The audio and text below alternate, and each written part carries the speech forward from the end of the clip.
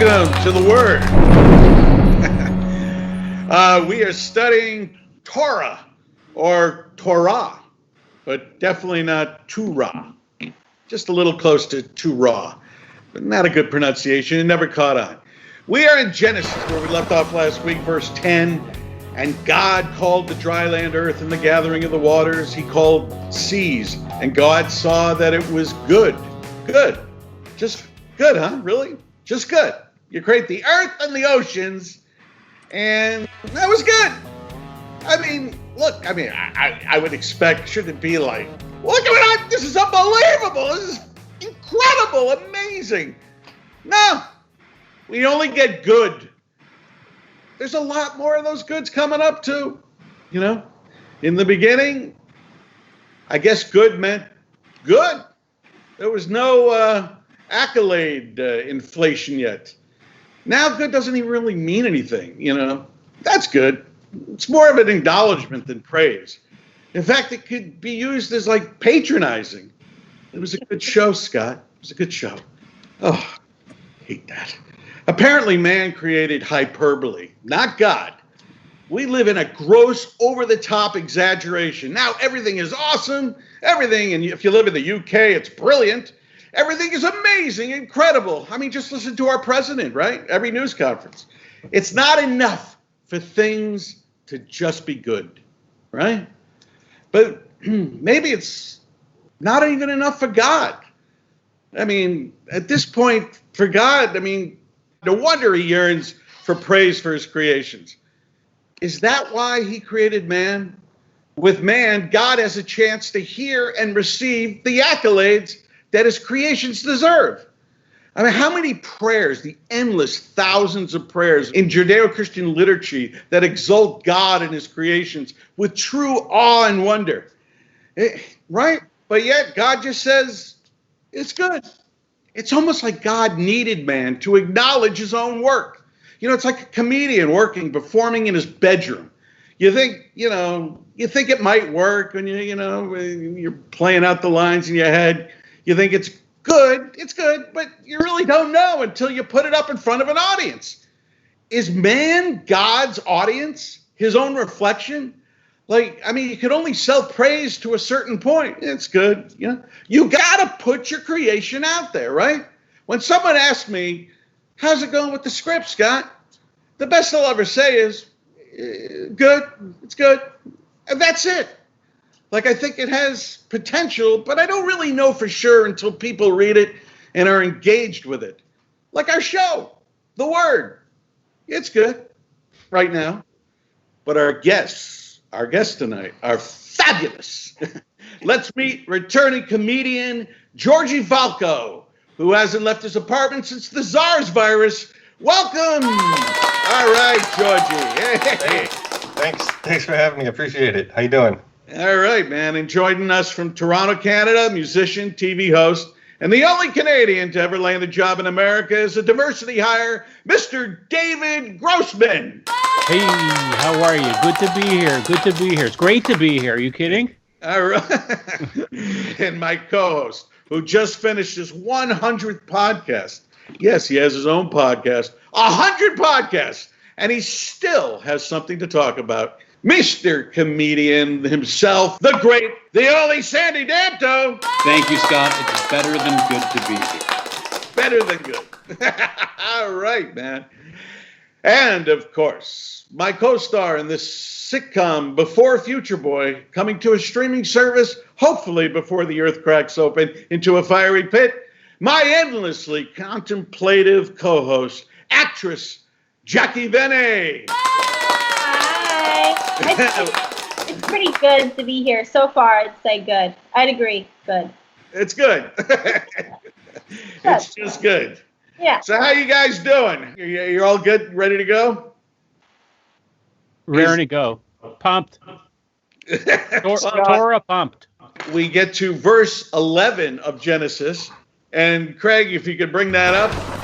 And God said, let the earth sprout vegetation, seed yielding herbs, and fruit trees producing fruit according to its kind, in which its seed is found on the earth.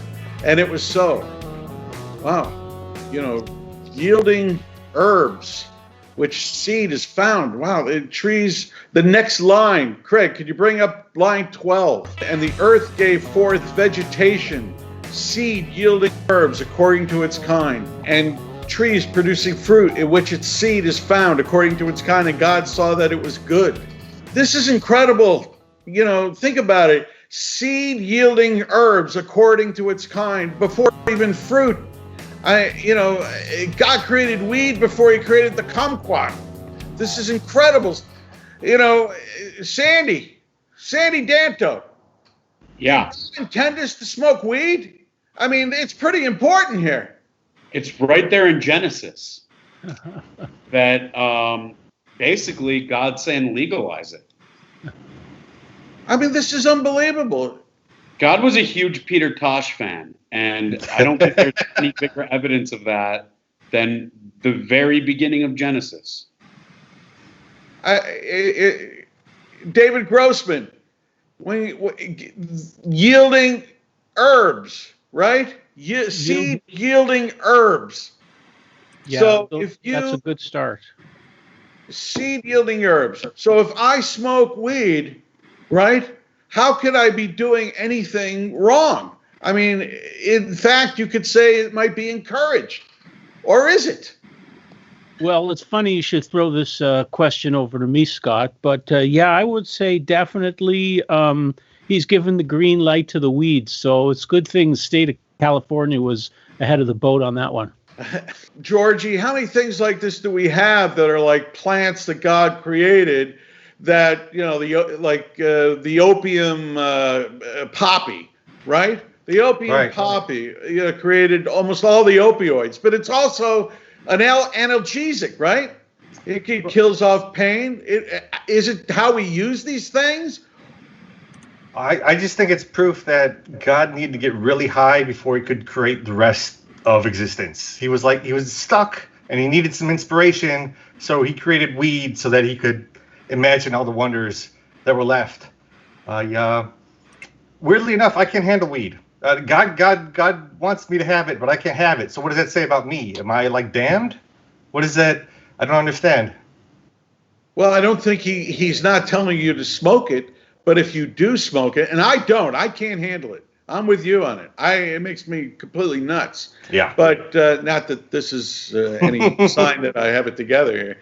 But yeah, but I am amazed that in these creations that there's all these things, all these plants that could be used for good or possibly for bad. I mean, maybe marijuana was created or cannabis just for, rope making, and clothes and for fabric.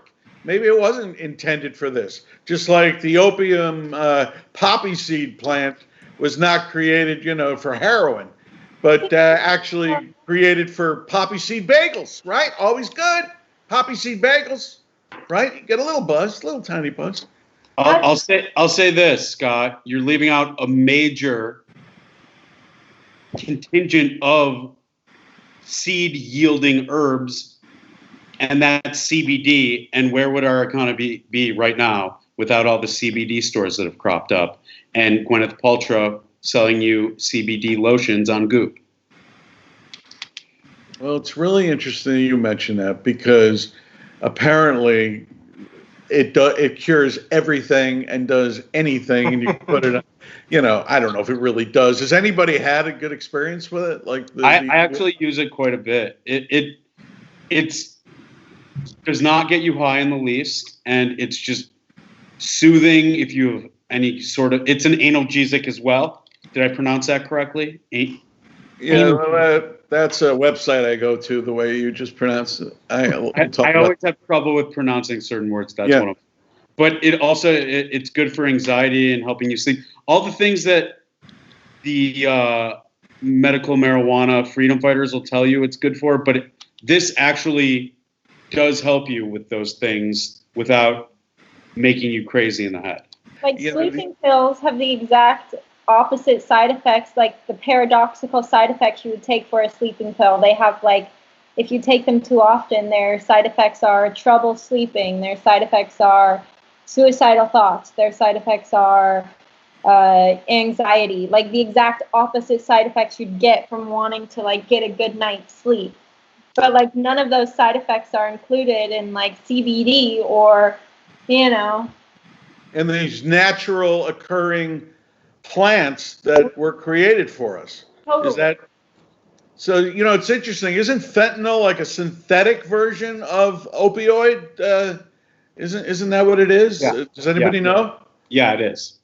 And of course, that's when you start getting into trouble, when you start messing with it, right? But if you just kind of naturally do it, all these cures, all these pains, it's all there for us, and apparently you can even eat marijuana. So, we should, don't you think we should kind of consider before we ban things next time that we kind of give it a second thought, that if it's part of God's creation, there might be something to this? Because we went like a century, right, with this stuff banned, and yet, Sandy, your skin looks beautiful. Yeah, you never look better. It's all the CBD moisturizer I use. It's the CD. But it's interesting that all these things, like even like fruit, can be used. I mean, think about it. Fruit can be used for liquor. Like every fruit can be fermented. Apple cider, grapes. You name it. Strawberries. They strawberries. Is that a cactus? I don't know. But baby. K has this amazing bit where he's like, why the hell aren't you just eating the stuff out of the ground that I put? I literally put your food in the ground for you. It's growing. Just eat that. You don't gotta like pick it up and like make a bunch of different things with it like we have, and then put it over here and put it over here. It's just like eat it, and then you can put it back into the ground, and it actually fertilizes the food to grow more. Yet humans have this crazy need to complicate things to a level of self-destruction. It's wild. I don't think it's, like Jackie is saying, I don't think it's a problem with what God has created for man and woman to use. It's man and woman's misuse of what God has created. Totally, 100%. So, it's interesting because when I'm a vegetarian, and some of you know that, and since like 1989, and when I first became a vegetarian, I was like vegan, strict vegan, and I got off of like everything. I just ate only vegetables, like strictly, like only like a salad. I lost like 50 pounds within like a month. It was ridiculous. And I noticed that fruit started tasting really good after about 30 days. I could taste it again. And like even vegetables had a taste. Like broccoli tasted like something to me. Like everything started to taste like this is enough. But we just keep going. We don't stop. We don't stop. We're probably driven, economically, like it's probably, McDonald's is a business venture. It's not like to make us better and healthy and give us better food. It's to make money, And by the way, I like McDonald's as much as the next guy. Slip the veggie burgers into the Big Mac. Okay, kill me. That's what I do. And but it is fascinating that it seems to be, and Jackie, we're just talking food, right? But it's also like cures for medicine and to beef up our immune system where we don't have to take vaccines and synthetically created drugs, made in some remote island of China. Like we can actually, cure this stuff by just eating right. It's just fascinating that it's all there. And it doesn't seem like anything that comes up, like marijuana, it always kind of proves that the Torah is kind of right and not the other way around, Right. So let's move on. Unless you guys have anything to add. You guys anything? Hey, yo, it's good. Like everything I just did, it's good. You don't He doesn't have to say like it's brilliant, it's this. It's like, no, it's good. Like this'll help. This is all you need. You don't have to complicate it. Like it's all peachy keen. It's all good, guys. I got everything taken care of. Just kind of like eat the stuff out of the ground, and you'll be okay. And we'll be right back after this.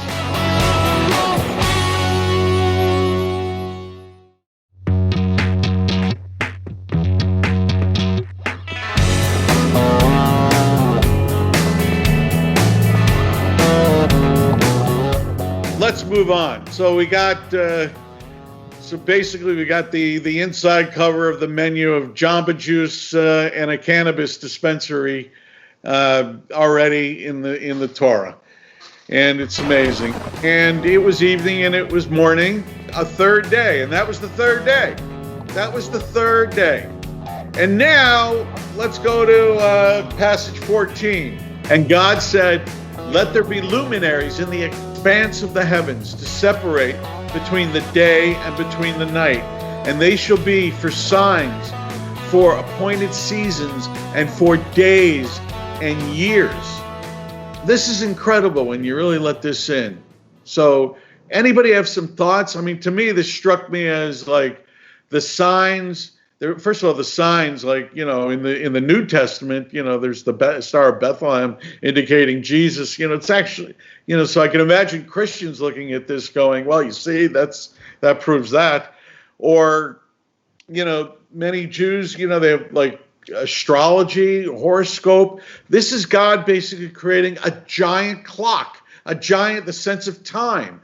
Everything, the time is being created by the stars and by the planets and by everything. And think about it, like I'm so out of touch with that. I mean, like sirens right now and darkness in the sky. I haven't seen a night sky. I haven't seen the stars in the heavens like in years. I don't even know. Are they out there? I don't even know if they're out there. My circadian rhythms are completely off. I am not with the rhythms of the universe. And God says, look, this is it. Between night and time, I'm going to use these things. So if you're not in sync with the moon and the earth and the stars and the seasons and I think it even goes on. Does anybody have any comments like to be out of sync? You know, they even say like blind people, right? It's called like non-24. You hear like advertised as medicine for it because they don't it's dark all the time, so they can't see the cycles. Like I know, like if I'm like working late at night, and Sandy and Georgie, you guys work late at night oftentimes, and you know we all do in show business. And then like the next day is just like you can't even function the next day if you work during the during the night, like late shows and things like that. And our rhythms are out, and that's one of the things like we're putting in, so. Being quarantined now, we get our rhythms back. At least Sandy, like you probably feel a little more in touch. But imagine now, Jackie, you're out in Lake Tahoe, right? Are you still there? Right now, I wanted to go surfing, so I'm in San Diego. Wow, what a life you've got going there. What you're saying about being in tune with the earth is actually really interesting, because I was just having this conversation, and it was talking about the cycles of the earth and the cycles of the day, and how we're kind of constantly in this cyclical type of energy, because we have seasons, we have day and night, we have even breakfast, lunch, and dinner, we have months, we have 31 days, we have weeks, we have weekends. We constantly go through these cycles, and we tend to humans are very cyclical by nature. They like to do the same things. They get comfortable with repetition, and the more that you stick to a specific cycle, the more that becomes comfortable to you. So it's really that's why this nature versus nurture thing is so important to people. It's how you raise your kids, how you start them with cycles of going to bed at specific times or whatever it is. And that's why it's hard for addicts to change, is because they're just used to a specific way, I think. And the more that we just slowly start to become more in tune with the our Earth, the more we slowly start to wake up early, go to bed early, walk barefoot to become in tune with the Earth. That sounds stupid, but there's so many studies done by Stanford, by Harvard, that show that the Earth releases different amounts of electrons and protons during specific times of the day that help you become more in tune with the Earth, and you can absorb these protons and neutrons through your skin, but you can't absorb them through rubber or through cement. It's like our society has become so blind. I agree. I mean, apparently, since this is mentioned so early on in the Torah, right, about this notion of cycles and time being, a big part of God's creation. I mean, this isn't, this is getting it before he's setting the stage for man, and think about like I said, like Sandy, I don't know if you got any, we're all kind of in the, show business in some way. And like when you come out to Los Angeles and there's no more night sky, there's no the weather, you talked about the seasons, right? Which is the next line coming up about the seasons, Jackie. There's no sense of seasons in LA because every day is kind of the same. It's like that old song by Randy Newman. It's just another perfect day. I love LA. Like every day is the same. So there's no sense that you start to lose the sense that time is even passing. So they would say it takes 7 years to make it in Hollywood, and then one day you wake up and it's been friggin' 30 years, and you don't even know where it went because there's no sense that time is even passing because you're just kind of flowing through. There's no days, there's no years, there's no seasons, there's no night sky. And next thing you know, you're freaking out and getting, fillers in your skin to make yourself look like how you were when you came out. And it's just the craziest thing. Sandy, Georgie. Well, that's David because Grossman. the luminaries. David Grossman. That's because the luminaries in the sky in LA aren't the sun or the moon. It's the Hollywood stars on the billboards, baby. Ooh. Those are the only luminaries I see in the sky are George Clooney and Leonardo DiCaprio's faces. So, but that's why it's hard to exist and thrive in LA because it's not just false prophets, but false luminaries in the sky that don't allow us to perceive the cycles of night and day, week and month, year by year. That's great. That's great. And you even use you remember a couple of years ago when I saw Ryan Seacrest at the urgent care, you even use it to mark time when you had this encounter with some Hollywood celebrity is how you know if seasons passed. Last year, that was 3 years ago. That was right. God, it feels like yesterday. When I saw Beyonce from out of the corner of my eye at a football game. I don't know. It seems to me that this is pretty important stuff to get the sense that time is passing and you have a purpose in each moment. Scott, when I read this passage, the other thing that comes to mind is also when he talks about luminaries, it seems like maybe he's talking about all the stars in the sky. So what seems interesting to me is that he's starting outside and works his way in. It's sort of like setting the table for what's next to come, right? And I think he's very proud of what he's going to do next because there's many passages dedicated to the stars and the luminaries and the night and the day and the moon and the sun and so on. So I think he's really proud of this work and he's setting the table.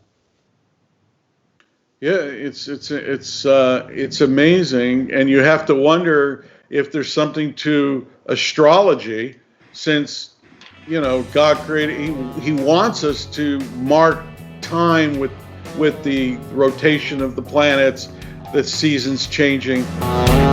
Don't go away. We're studying Torah, and it's an awfully heavy scroll. I don't know what that means.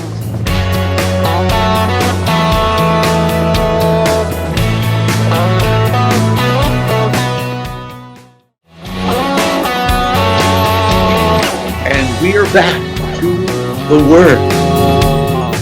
And let's get to the next thing. If Craig, if you could bring up the next passage. And they shall be for luminaries in the expanse of the heavens to shed light upon the earth. And it was so, okay. And God made the two great luminaries, the great luminary to rule the day, and the lesser luminary to rule the night and the stars. This sense of a clock that the whole universe is. And we're supposed to be aware of that clock.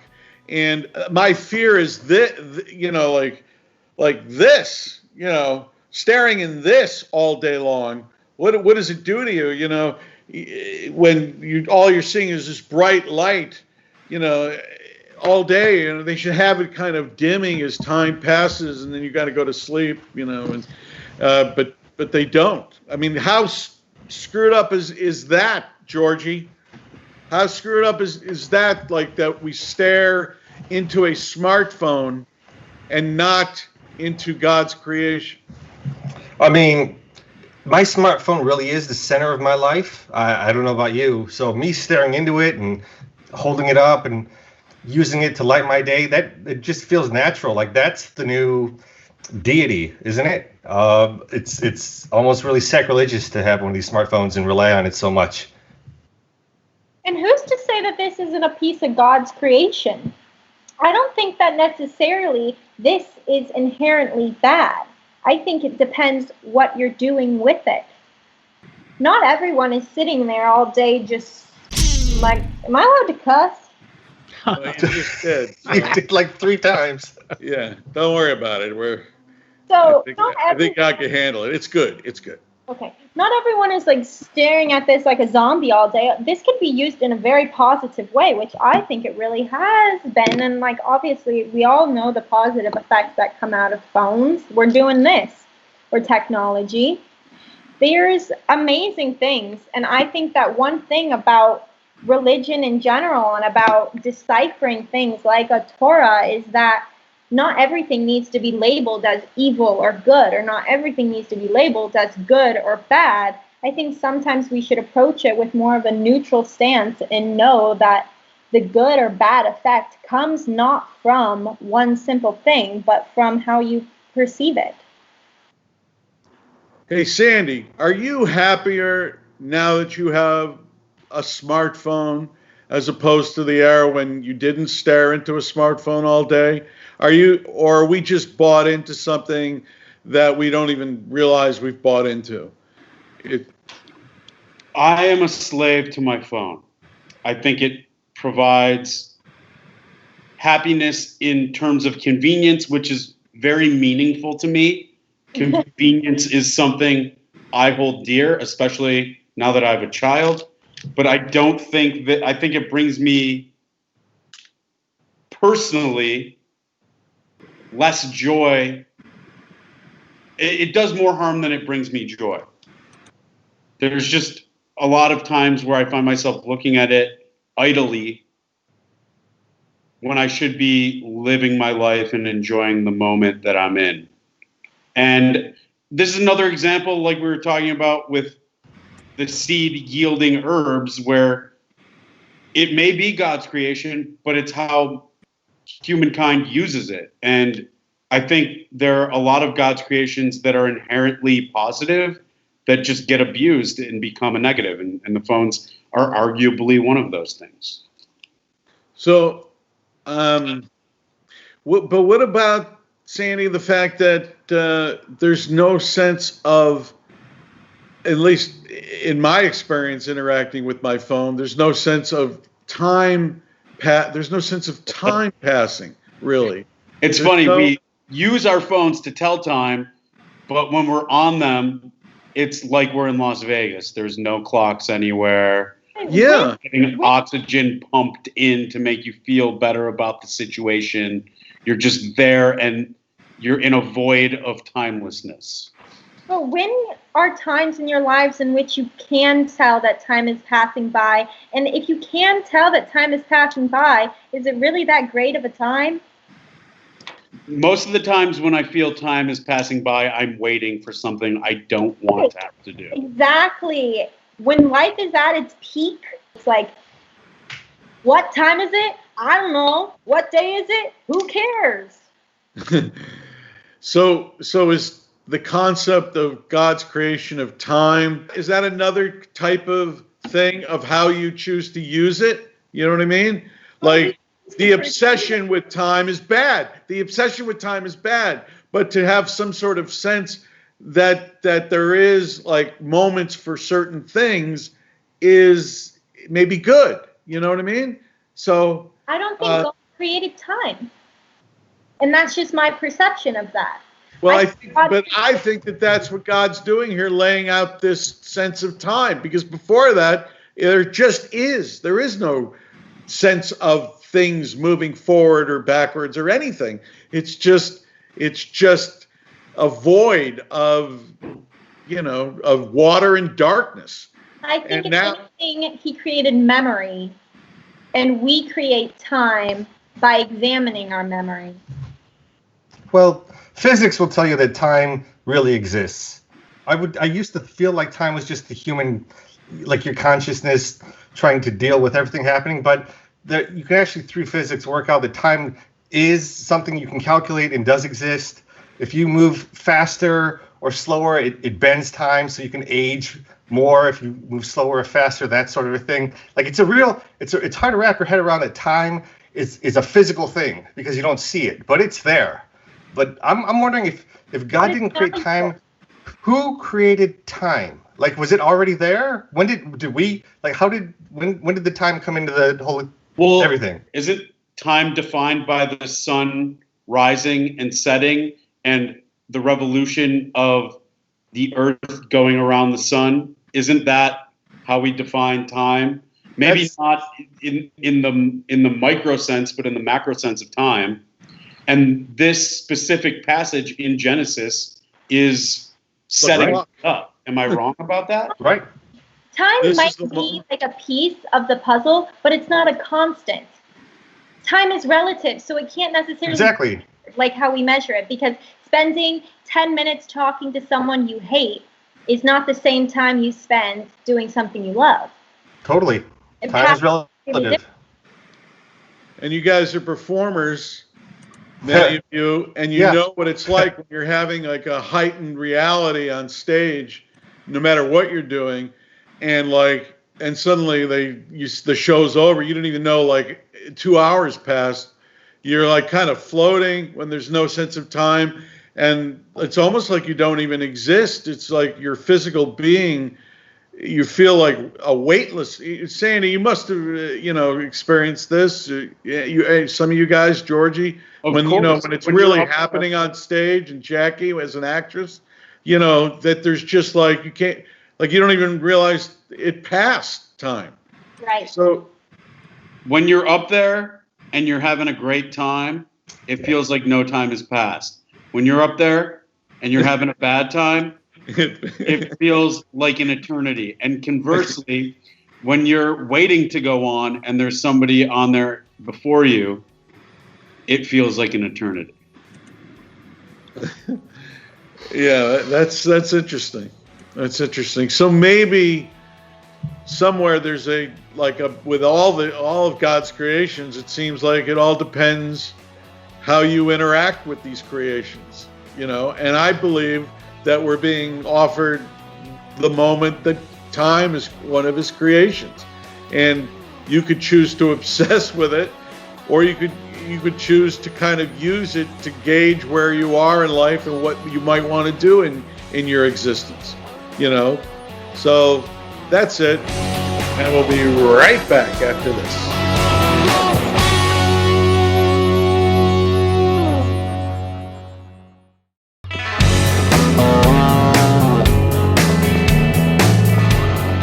Welcome back. Let's go to the next verse 20. And here we go. We're moving into another thought. Let the waters swarm, a swarming of living creatures, and let fowl fly over the earth across the expanse of the heavens. And let's go to the next one. And God created the great sea monsters and every living creature that crawls, with which the water swarmed according to their kind, and every winged fowl according to its kind, and God saw that it was good. This is what's fascinating to me about this is the creatures that crawl. And I couldn't help but to think of when I was a little boy, they used to have a commercial on TV for creepy crawlers. Oh, right. And creepy crawlers, and it was this. Do we have the video? Do you have the link? Could you bring up that link? Creepy crawlers, creepy crawlers, creepy crawlers. Now, you can make all kinds of lovely things like these with Mattel's wonderful Thing Maker. It makes creepy crawlers. And you'd put this goop in and into like molds, and you'd create these little like plastic insects and all these kind of creepy little things, and you'd put them and scare your little sister, your little brother, whatever. It was like an easy bake oven for boys. That's exactly what it was. And it went all the way to like the 90s, you know, this thing. And what's amazing is that we created like man needed to create like another like creepy crawlers. Scott, I think it's interesting that God starts again like with the things that we don't need immediately, talking about sea monsters. I mean, you know, that's I wonder what he even means by sea monsters and creepy crawlers. I mean, these are the things we don't want. And even those, at the end of it all, he says it's good, right? So it's like he's telling us what we should think of it as well, which I think is interesting. Even the creepies and the monsters, it's all good. This feels like the start of a fantasy novel, like a Lord of the Rings. Like in the beginning, there was the earth and God created sea monsters, but I want more details. Like it's kind of a tease. Yeah. Like, are these krakens? Are they giant squids? Is it something we've never heard about? Like God's kind of teasing us a little bit here. I want a little bit more like fantasy world building as he's actually world building, you know? Yeah. Fantasy world building as he's for real world building. Exactly, yeah. I need some more backstory, you know? Give me more details. The other thing, Scott, I think is interesting is everything he creates is according to its kind. So he's differentiating one thing from the next, reminding us one thing replicates another. You know, the seeds create the fruit. The herbs come from the seeds. Everything is according to its kind. Everything is good.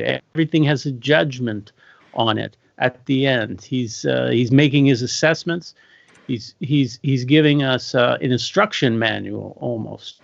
You know, the seeds create the fruit. The animals or the sea monsters can replicate, create more sea monsters. Everything's according to its kind, and everything's good. I posed this question to you, Scott. You said at the beginning the word good has lost its meaning, or it's been devalued. But is there ever a point in the Torah where, in reference to something God has created, he dismisses it or says it's bad? We're on like the third thing of him saying, I created this thing and it's good. And it's kind of losing its meaning to me, because what are we supposed to take from that? I don't think it's lost its meaning. I think from the beginning it's just been misinterpreted. How so? Because we tend to apply good with meaning that something is bad. And we tend to say, we tend to always mean that humans are so competitive, like something, or Americans are. Everything is driven by competition. Something needs to be better than the other. So for something needing to be good, that means that something needs to be bad.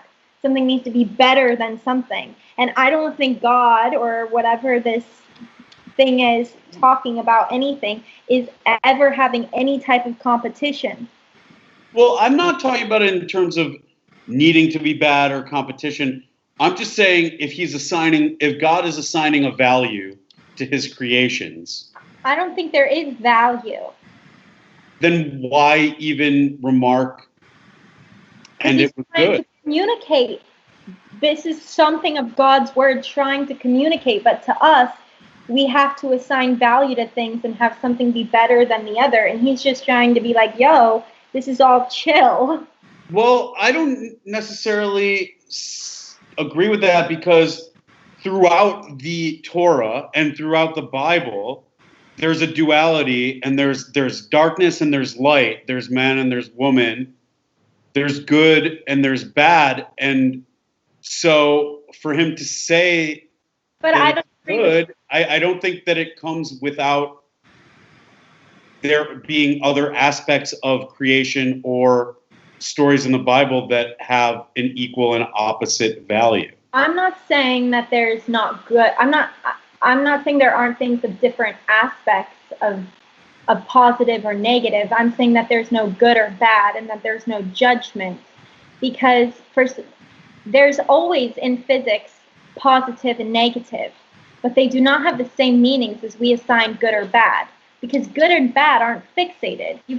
Not everyone has the same definition of what's good and what's bad. That's why there's such a war in our society of people who go to jail and people who don't. 20 years ago, you would have been jailed for walking with a couple ounces of weed or whatever, and now you can smoke and it's fine. Good and bad mean nothing. I think this is a setup for the bad, for what's coming next. I mean, how can there be sea monsters and creepy crawlers and everything is always good? Every day he creates something new, and every day it's good. It's like, this is just the beginning, folks. Like, eventually, it's going to hit the fan. Something's going to go wrong, right? Yeah.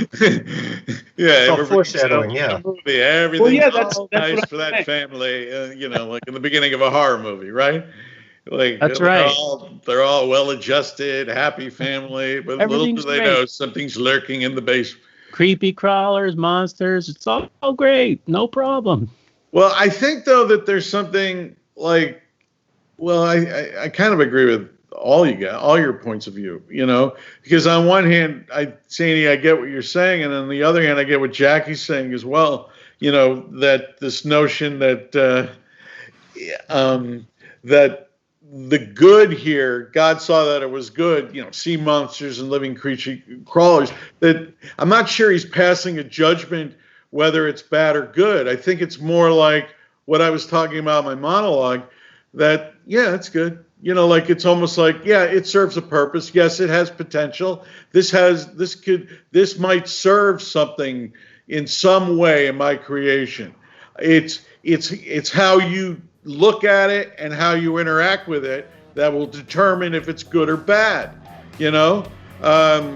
Creepy crawlers are great when you put them on your fishing hook and you catch a big fish, if you're into fishing, but they're not great if you're, sleeping, naked on the front lawn and you wake up and they're all over your body, and you're being eaten alive by them. That's not good. The fact that they serve a purpose to they are food for birds, or whatever it might be. And then we get to have birds,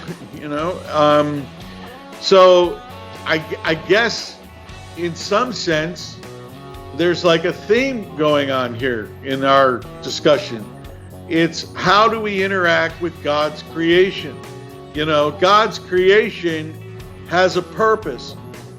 How we interact with it determines if it's good or bad. That seems to be what it is. All right, guys. Thanks for coming, and wonderful comments, and thanks for coming, man. Bye. Thanks for having us. I'm glad God created Skype. Thank you.